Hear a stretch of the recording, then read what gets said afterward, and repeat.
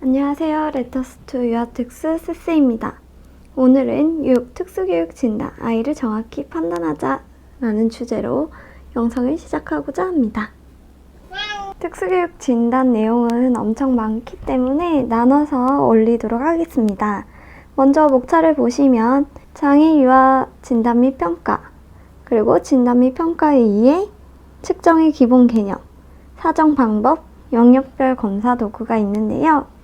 블로그에 가시면 사정 방법까지는 PDF 파일로 묶어서 되어 있고, 영역별 검사 도구는 빈칸이 뚫린 채로 되어 있습니다. 영상을 보시고 함께 빈칸을 채워가시면 될 것 같습니다. 오늘의 목표는 이 진단 및 평가의 이해를 끝내는 것인데요. 측정의 기본 개념도 할 수 있으면 조금 더 다루고 지나가도록 하겠습니다. 1. 장애 유아 진단 및 평가. 먼저 진단의 정의와 목적에 대해서 알아보도록 하겠습니다. 진단과 평가는 비슷한 개념이지만 조금 다르게 쓰입니다. 일단 진단이란 어떤 결정을 내리기 위한 목적으로 필요한 정보를 수집하는 과정을 이야기합니다. 그래서 진단을 할 때는 목적이 중요하고요. 뚜렷한 목적을 가지고 그에 관련된 필요한 정보를 수집하는 것까지를 진단이라고 보시면 되겠습니다. 그럼 평가는 무엇인가? 이제 이러한 여러 가지 방법들을 통해서 수집된 정보에 근거하여 가치로운 판단을 하거나 해석하는 것을 말합니다. 그래서 평가는 진단에서 조금 더 나아가 가치 판단 또는 해석이 들어가는 것을 포함한다고 보시면 됩니다. 진단의 종류 및 기능을 보시면 아래에서부터 위로 가는 순으로 거의 이루어지는데요. 먼저 대상자 발견. 대상자가 발견이 되면 이제 의뢰를 하게 됩니다. 그랬을 때 발달 선별 검사를 먼저 하는데요. 선별은 이 아이에게 정밀한 진단이 필요한지를 보는 겁니다. 그래서 선별을 한다고 해서 꼭 장애가 있다가 아니라 선별을 통해서 장애 진단을 받을 것인지 안 받을 것인지를 결정하는 겁니다. 그 다음에 선별 검사에서 선별된 아동들은 장애 진단에 의뢰되게 됩니다. 그래서 장애 진단을 통해서 문제의 성격이나 정도를 분석하고요. 이러한 장애를 가진 아이들을 대상으로 이제 교육 진단, 아이의 현재 능력과 학습 요구를 결정하게 됩니다. 그 후에 교육을 진행하면서 진도 점검, 프로그램 평가가 이루어집니다. 그래서 진단 및 평가의 이해, 의뢰 전 사정이라고 되어 있는데요. 이 앞에 대상자 발견, 이 부분이라고 보시면 됩니다. 의뢰 전 사정은 되게 중요한데요. 일반 교육 환경 안에서 전문가들이 특수교육 서비스를 위한 의뢰를 하기 전에 사정과 교수의 모든 일반적인 방법들을 철저하게 규명하는 과정이라고 합니다. 그래서 이것은 우리 반에 약간 장애가 의심되는 아이가 있다. 이 아이를 이제 선별이나 특수교육 서비스를 위한 의뢰를 하기 전에 우리 반 안에서 다양한 교육 방법, 교육 내용 등을 수정해가면서 해봄으로써 이 아이가 정말로 장애가 있는 것 같은지 아니면 우리 학급의 분위기라던가 학습 스타일과 맞지 않아서 이런 진단 평가가 나오는지를 알아보는 것을 이야기합니다. 그래서 의뢰 전 사정은 의뢰 요구 및 교수적 중재, 팀 조직 검토 등을 포함하는 다단계 과정이고요. 이제 지원팀을 먼저 구성하는 것으로 시작됩니다. 지원팀은 이제 학생의 교육에 관련 있는 사람들로 구성이 됩니다. 그래서 의뢰 전 사정의 목표를 보시면 목표는 장애 영역에 따라서 달라지긴 하지만 이 아이가 진짜 장애를 가졌는지 아니면 그냥 학생의 강약점 때문에 부적응을 겪는 것인지 이런 것들을 알기 위해서 이제 의뢰 전 사정이 이루어진다고 볼 수 있습니다. 그래서 모형을 보시면 첫 번째, 학생의 가장 중대한 결함 영역을 확인하기. 두 번째, 우선해야 할 중재들을 위한 교육 기록 검토. 세 번째, 관찰할 위기 영역 선택하기. 네 번째, 위기 영역을 다루어 나갈 전략 세우기. 다섯 번째, 전략 실행. 여섯 번째, 실행된 전략의 결과 평가. 일곱 번째, 전략의 계속 진행 또는 의뢰 이렇게 진행이 되는데요. 그러니까 아이가 장애를 가지고 있는 것 같다 이렇게 의심이 됐을 때 선별을 먼저 하기보다는 학급 내에서 의뢰전 사정을 먼저 진행하는 거죠. 그래서 가장 중대한 결합 영역이 어떤 건지, 사회성에서 문제를 겪는다, 친구들과 지내는데 문제를 겪는다 라고 했을 때 결합 영역을 먼저 확인하고 그 다음에 우선해야 할 중재들을 위한 교육 기록, 사회성과 관련된 아이의 기록을 검토해 봅니다. 그리고 이제 아이의 사회성을 알아보기 위해서 어디서 관찰할 것인지 영역을 선택하게 됩니다. 그래서 이제 사회성을 좀 관찰해보고 중재를 하기 위해서 어떤 중재를 할 것인가 전략을 세우는 거죠. 자유놀이 시간에 자유롭게 놀으라고 했을 때 아이가 다른 친구들과 잘 놀지 못한다. 그럼 스스로 짝꿍을 지어볼까? 이런 식으로 전략을 좀 세워봅니다. 그리고 전략을 실행해보고 이 실행된 전략의 결과를 평가해서 이 아이가 내가 조금 스타일을 바꿨더니 조금 지원을 해줬더니 괜찮다. 선별까지는 의뢰하지 않아도 되겠다 하면 그냥 이러한 전략들을 계속 사용하는 거고요. 아니면 내가 이런 전략들을 썼는데도 크게 달라지지 않았다. 선별 받아봐야 될 것 같다 하면 의뢰를 하는 겁니다.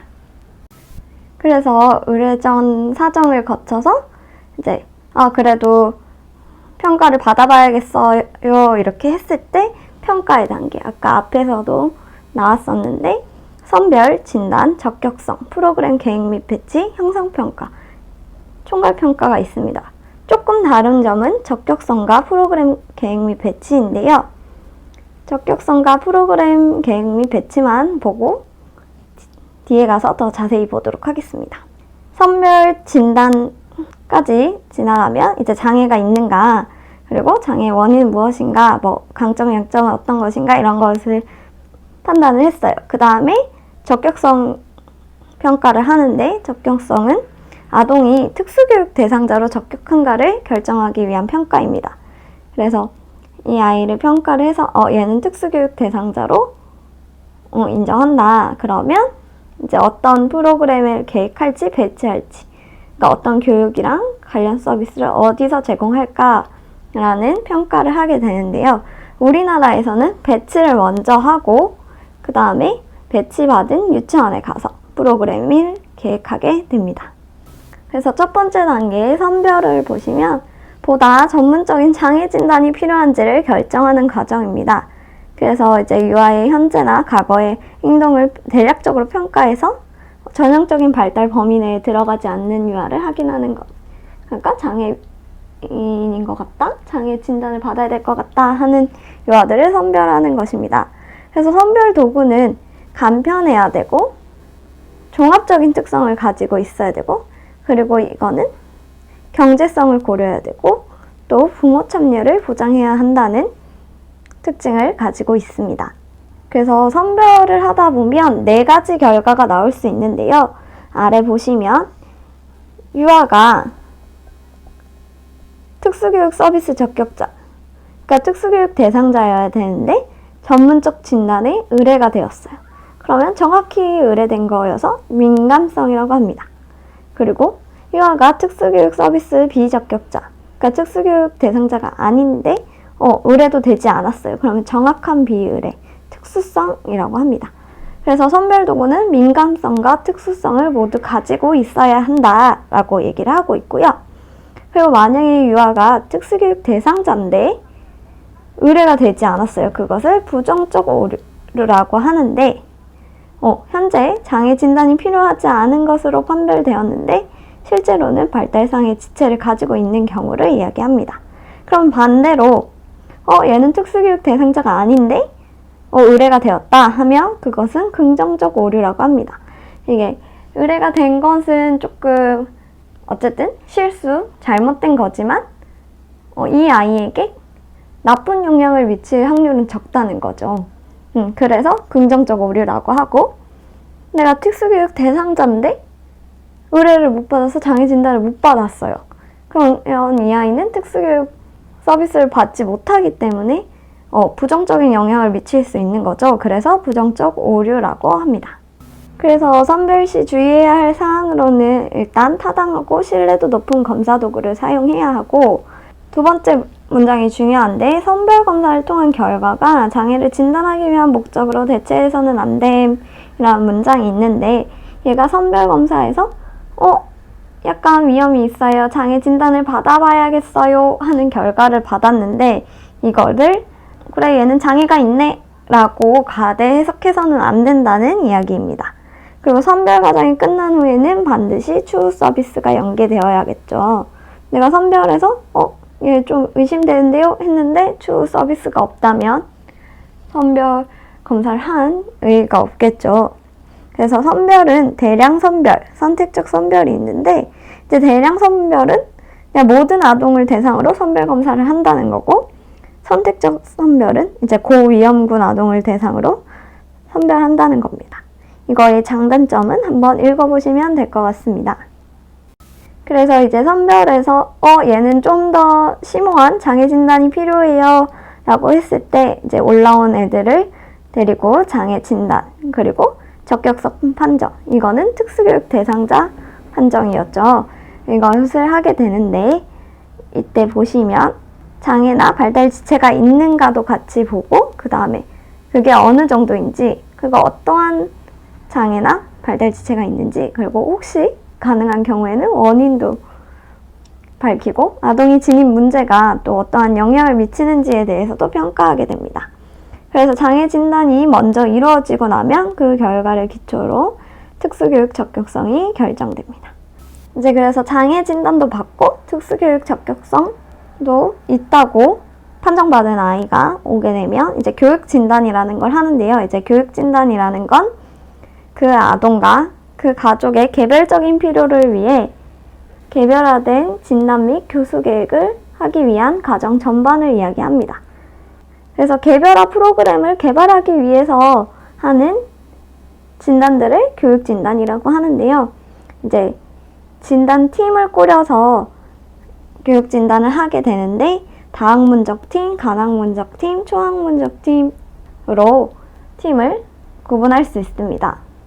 다학문적, 간학문적, 초학문적 팀은 그때 통합교육에서도 한번 다루고 넘어갔어서 그냥 한번 읽어보시고 지나가면 되는데, 다학문적 팀은 특징이 다양한 영역의 전문가가 함께 하지만 각자 독립적으로 진단, 보고, 재현하는 과정을 얘기하고, 그리고 전문가 간의 뭔가 논의, 토론 같은 것은 없는 것이 다학문적 팀의 특징이었습니다.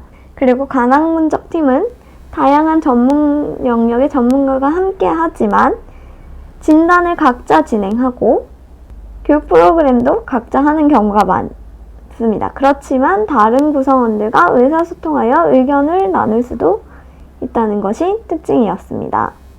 그래서 간학문적 팀의 장점과 단점을 보시면 이제 활동과 교육 목표가 다른 영역을 보충하고 지원함, 이제 하나의 통일된 서비스 계획에 기여함, 서비스 대표자를 통해서 정보를 공유할 수 있음. 그렇지만 이제 협력을 위협할 수 있고, 전문가들의 융통성이 없는 경우 효율적이지 못하고, 이제 역할 수행에 있어서 독단적일 수 있다. 이런 특징들이 있었죠. 초학문적 팀은 시험 문제도 많이 나와서 한 번 더 보고 가도록 하겠습니다. 이제 팀을 구성하는 전문가들이 자신의 전문적인 학문 영역을 넘어서 함께 참여하고 서로 협력함인데, 이제 초학문적 팀의 그때 키워드는 주 서비스 제공자 역할 방출이었습니다.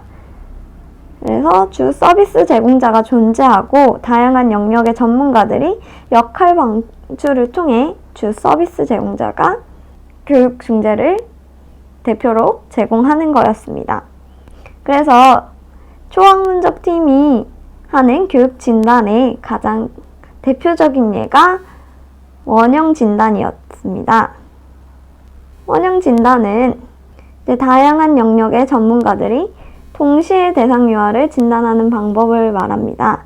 그래서 한 명을 촉진자로 선정하여 다른 구성원들이 아동과 양육자 둘레에 앉아 진단을 실시하는 동안 아동의 행동 표본을 유도하기 위한 아동 및 부모와 상호작용을 하는 것을 얘기했는데요.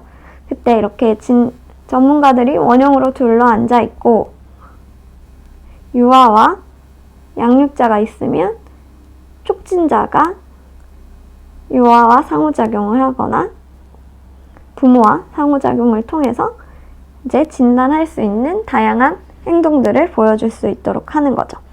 그래서 원형 진단의 장점은 무엇인가 했을 때 실질적인 시간 절약. 이 사람 저 사람 다 각자 진단을 하는 것보다 한꺼번에 하게 되니까 시간이 절약되고요. 여러 전문가들에게 같은 정보를 반복해서 제공하지 않아도 되고 팀 구성원들 간의 의견을 종합하고 일치시키기가 쉽습니다. 같은 것을 보고 바로 같이 논의를 하기 때문에 이제 의견 종합과 일치가 쉬운 장점도 있겠죠.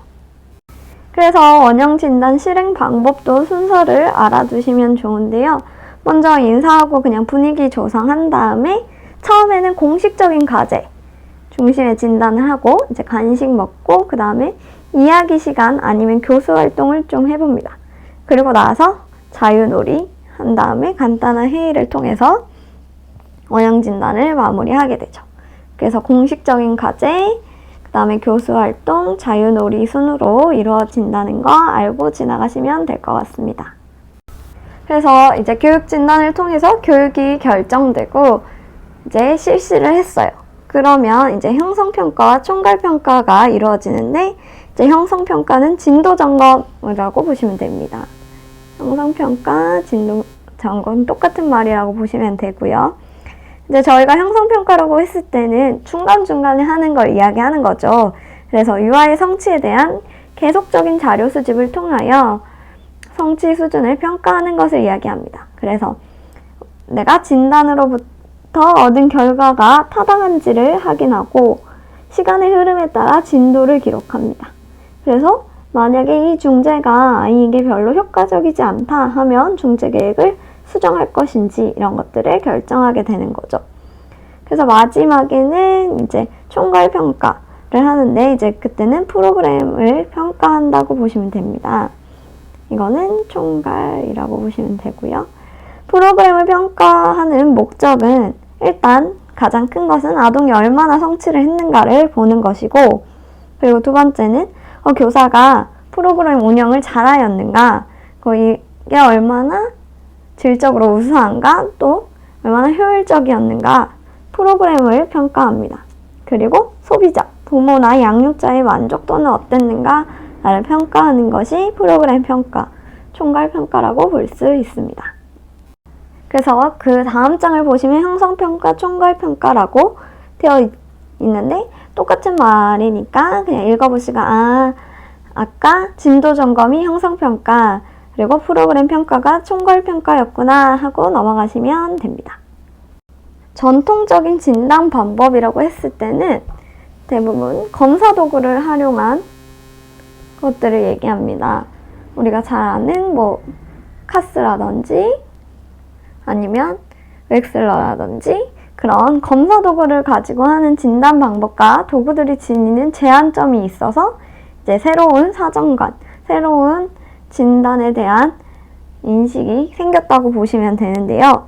그러면 이전에 검사 도구들은 어떤 제한점이 있었냐? 이제 전통적인 특성만을 측정합니다. 언수회, 그러니까 학습에 좀 더 초점이 맞춰 있는 그런 특성들을 측정하는 제한점을 가지고 이제 표준 점수의 부적절한 사용, 이제 표준 점수밖에 제공되지 않으니 이것을 가지고 해석하는 사람들이 부적절하게 사용할 수 있다. 그리고 모든 아동에게 동일하게 적용되는 표준화된 절차. 그러니까 장애로 인해서 특별한 다른 수정 같은 것들이 필요한데 이것은 똑같이 동일하게 적용되어야 하니까 문제가 생긴다. 이제 전통적인 타당도에 의존, 좀 옛날 타당도에 의존한다고 생각하시면 되시고 우리가 전통적으로 했던 검사 도구의 항목 내용과 교수 활동과의 비관련성. 내가 검사 도구를 통해서 검사를 했는데 이 검사 결과를 가지고 내가 얘한테 무엇을 가르쳐야 하는가 이런 연결이 어려웠다는 거죠. 그리고 진단자의 전문성 강조. 이 도구를 정확히 알고 있고 정확하게 수행해서 평가를 해야 하니까 그런 문제점들이 있고 진단 결과의 낮은 활용도도 아까 점수만 나오고 이 아이가 일반 아동들 중에 몇 퍼센트에 속한다 이런 것들만 나오기 때문에 이제 활용도가 너무 적었다. 이런 제한점이 있습니다. 그래서 새로운 사정관을 가지고 진단과 평가를 하게 되었는데요. 이제 여러 가지 사정들이 대안으로 나왔는데 그 중에서 좀 대표적인 것 5개만 보고 지나가도록 하겠습니다. 일단 생태학적 사정은 환경이 학생과 그들의 학교 수행에 어떤 영향을 미치는가를 조사하기 위해서 다양한 환경에서 아동을 직접 관찰하고 평가해야 한다 하는 게 생태학적 사정입니다. 병원에 가서 검사를 했더니 병원은 낯선 곳이어서 학교나 가정에서 하는 것보다 수행 능력이 너무 떨어진다. 그렇게 판단이 되면 이제 학교에서도 해보고 가정에서도 해보고 그리고 아이가 뭐 치료실도 다닌다 그러면 치료실에서도 해보고 이런 식으로 다양한 환경을 고려하는 것이 생태학적 사정입니다. 그리고 교육과정 중심 직접적인 사정이라는 건 이거는 이제 내가 운영하는 교육과정을 중심으로 평가를 하는 건데요. 그러면 우리 학급 내에서 이 아이가 어떻게 다른 또래와 다른가에 대해서 구체적인 정보를 신속하게 제공할 수 있습니다. 그리고 이제 성과 중심 사정은 이제 아동이 보이는 성과에 대해서 초점을 맞추고 어떤 성과들을 보이나 어떤 수행들을 하나 이런 수행에 관한 정보를 얻을 수 있는 접근법을 성과 중심 사정이라고 말합니다. 그리고 이제 역동적 사정이라는 게 있는데요. 이것은 이제 교수 학습 활동이 평가와 동시에 이루어집니다. 처음에 검사하는 도중에 이 아이가 숫자 세기를 1, 2, 3, 4, 5 이렇게 세야 되는데 1, 2, 4, 5 뭐 3을 빼놓고 센다 이런 식으로 되었을 때 교수 숫자 세기를 다시 알려줍니다. 가르친 다음에 또 검사를 하는 거죠. 그런 식으로 검사, 교수, 검사 과정을 통해서 평가를 하는데 이제 조정된 학습 경험을 통해서 아이가 얼마나 진보를 보이는지를 보는 겁니다. 그래서 교사가 먼저 특정 과제를 유아에게 가르치고 교수에 대한 유아의 반응을 보게 되는 것을 역동적 사정이라고 합니다.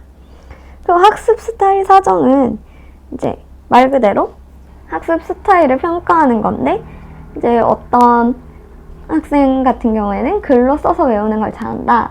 어떤 학생 같은 경우는 뭐 노래 같은 걸로 가르쳤을 때 더 잘 기억을 한다. 뭐 어떤 학생들은 몸으로 직접 해봤을 때 더 잘 기억을 한다. 뭐 이런 학습 스타일이 있잖아요. 그런 학습 스타일을 평가해가지고 학생의 학습에 긍정적인 영향을 미치는 요인을 분석하는 것을 학습 스타일의 사정이라고 합니다. 여기까지 했는데 23분 정도가 넘어서 오늘은 여기까지 하고요. 다음에 나머지를 올리도록 하겠습니다. 감사합니다. 쎄쎄였습니다.